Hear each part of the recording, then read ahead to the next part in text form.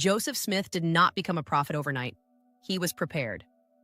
Joseph Smith was connected by blood to John D. Rockefeller and raised within the same systems of occult practice, ritual, and indoctrination.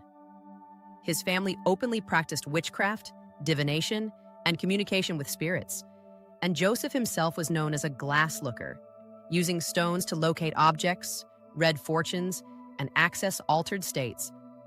Like many cult leaders before him, he was approached by a mystery man. This figure appears repeatedly throughout elite-created religions. This man, a handler used by the families, guided and instructed Joseph on what to write to form the new doctrine. Joseph was taken, drugged, and read passages from the Bible, which he was instructed to rewrite. Through the use of entheogens and ritual practices, he entered altered states where he claimed to receive visions and translations. This is the same method used in a great many of the elite's cults.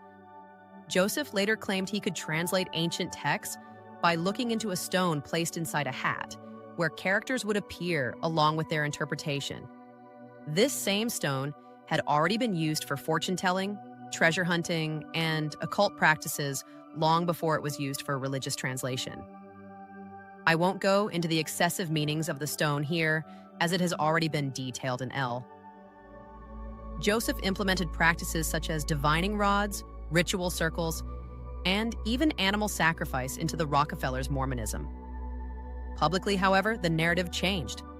He claimed divine revelation, angelic guidance, and discovery of sacred texts. This is how the structure works. The public sees religion. The real system operates underneath. Joseph's past was not hidden, but those who are easily manipulated didn't care. By 1826, he had been charged as a disorderly person for his involvement in occult practices. He was pushed out of multiple towns, arrested repeatedly, and involved in fraud and criminal activity. Followers were controlled through belief, fear, and dependency. Joseph enforced obedience through doctrine, including polygamy and manipulation of followers, even marrying young members of his own community under the authority of his position. The movement expanded quickly. The mechanisms remained the same. As they were chased from state to state, the cult's control only grew stronger.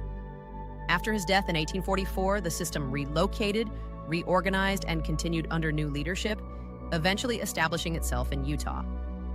While communism was being developed and implemented in Russia, the Rothschilds were working with the Rockefellers to fund and build other systems, including Mormonism, through institutions such as Kuhn, Loeb, and Company.